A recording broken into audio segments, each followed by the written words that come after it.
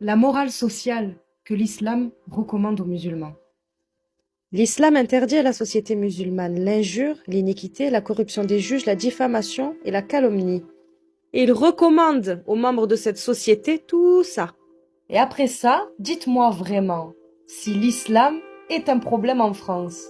L'islam recommande aux membres de cette société d'être bienfaisants en faveur des pauvres et des faibles, d'observer leur engagement et leurs promesses, de solliciter la permission avant d'entrer chez les gens, de baisser la voix en les interpellant, de saluer en entrant chez soi ou chez autrui, de rendre le salut d'une manière plus courtoise, de demander la permission avant de quitter une réunion, de se montrer doux et conciliant dans les relations avec les autres, de rendre le bien pour le mal, de se montrer généreux envers les endettés, de porter aide à ceux qui le méritent, de faire l'aumône sans vanité et sans porter préjudice à celui qui en bénéficie, de faire l'aumône le plus discrètement possible, de respecter dans leurs relations le principe de fraternité humaine, au-delà de tout préjugé de race ou de sexe, d'obéir dans le respect des lois à ceux qui détiennent le pouvoir, de laisser aux autres confessions locales leur liberté juridique, de consulter le peuple avant de prendre une décision importante, de veiller au maintien de l'ordre, de sauvegarder les biens de la communauté et de ne pas privilégier les riches,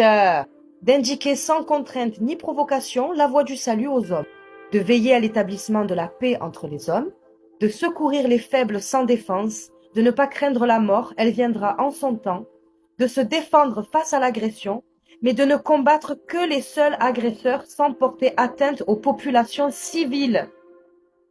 Eh oui, d'accepter la paix quand elle vous est offerte, de rester fidèle au traité conclu. Excusez-moi de le dire comme ça, c'est peut-être brut. Mais si ça, c'était vraiment appliqué en France. Je parle pas des musulmans, d'accord? Les musulmans, ce sont des êtres humains imparfaits. Je parle de ça, de ce dont vous avez peur, de l'islam. Vous pensez pas que ça instaurerait la paix?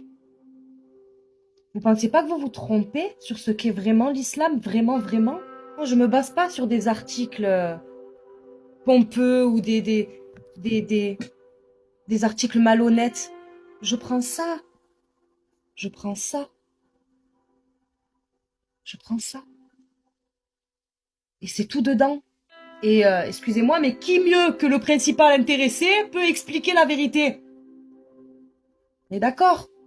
Donc vraiment, apaisez vos cœurs. L'islam, c'est la paix. Voilà.